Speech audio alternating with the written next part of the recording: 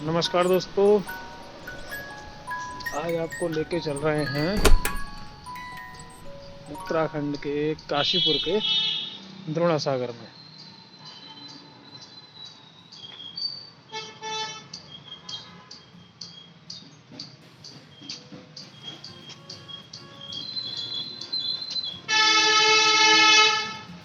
ये वो वृक्ष है, वट वृक्ष, जो जी, तुलसीदास जी ने अपने चातुर्मास में रहने के दौरान रोपा था यहाँ पे। ये द्रोणा सागर तीर्थ पे बट वृक्ष है, जिसके बारे में कहा जाता है कि इसका तुलसीदास जी ने इसको रोपा था और ये काफ़ी बड़ा था पहले, लेकिन अभी तो काफ़ी छोटा दिख रहा है। जानते हैं इसके बारे में और। जी भैया। तुलसीदास जी यहाँ पे कई बार अपने चातुर्मास व्यतीत करने के लिए आते थे। जी। और जनश्रुति और लोकोक्ति है कि इस वट वृक्ष का रोपण तुलसीदास जी ने अपने हाथ से किया। जी। पुराने समय में आज से 25 साल पहले हम इसे बड़े फैला हुआ देखते थे, लेकिन जैसे विकास जो होता है अपने साथ में विनाश कुछ लेके आता है, वो विनाश इस पेड़ के साथ में आता है। जी, चलिए आगे बढ़ते हैं।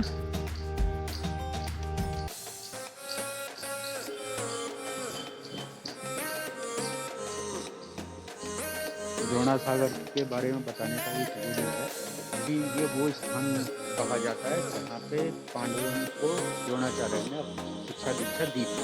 जी, यहाँ उनका गुरुकुल था, ये कहा जाता है। ऐसा कहा जा सकता है। अभी तो स्थितियाँ काफ़ी अलग हैं।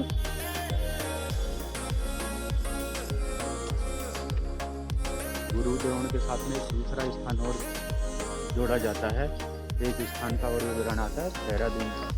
जी। पर वहाँ का कोई विवरण ऐसा नहीं है कि वहाँ उन्होंने शिक्षा दीक्षा दी।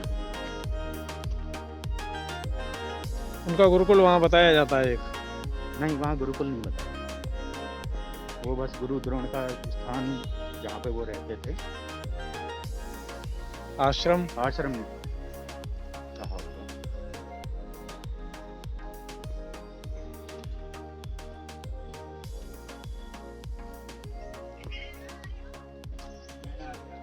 ये तालाब हमेशा पानी से भरा रहता था,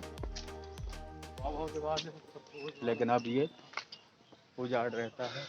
लग रहा है बरसों के से इसकी सफाई नहीं हुई है।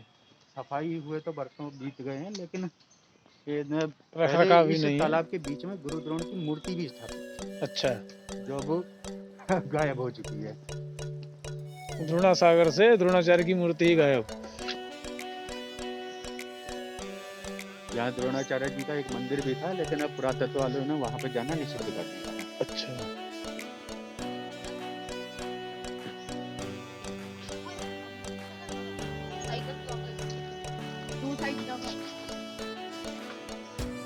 द्रोणा सागर तीर्थ के बारे में विवरण पुराणों में भी है, और द्रोणा सागर तीर्थ के मृत्यु के बाद के जो संस्कार हैं जी, उनको करने का विशेष विवरण है। ये स्थान विशेष माना गया है उन कामों को करने के लिए।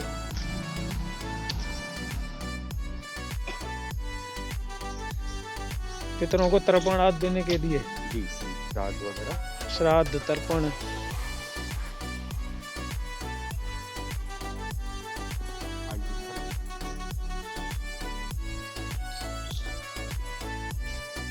नीलेश्वर महादेव मंदिर है। नीलेश्वर महादेव। और इसके बारे में कहा जाता है कि 5 पांडवों में से एक नकुल ने इसकी स्थापना करी। जी।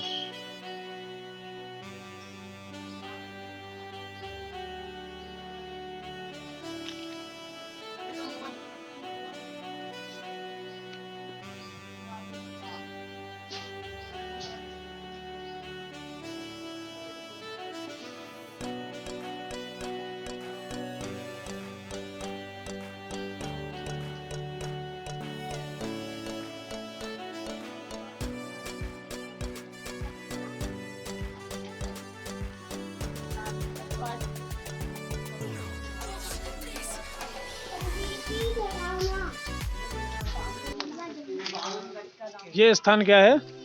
ये अखाड़ा है यहाँ पे। जी। मल्ल विद्या की प्रैक्टिस करते हैं। काशीपुर शहर के सबसे बड़े अखाड़ों में से एक है। जी। और यहाँ के बारे में एक बड़ी रोचक बात मैं आपको बताता हूँ जी। जो मेरे देखे हुए की है। जी। यहाँ पे एक बार अखाड़े के लिए इधर मैदान की तैयारी चल रही थी, तो वहाँ उसकी खुदाई के समय 8 फीट लंबा कंकाल, 8 फीट लंबा, और वो पूर्व पश्चिम दिशा में दबा हुआ था। जी। तो 8 फीट ये माना जाए कि वो किसी न किसी को मार के नहीं दबाया था, और उत्तर दक्षिण में नहीं था, तो इसका मतलब वो किसी मुसलमानों से संबंधित था। ओके। लेकिन वो कंकाल मैंने खुद अपनी आंखों से देखा है, तो ये बड़ी यहाँ के बारे में, इस क्षेत्र के बारे में नई बात थी।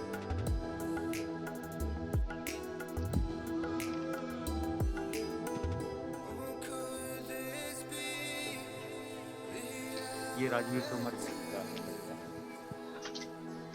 बाजपुर का। जी।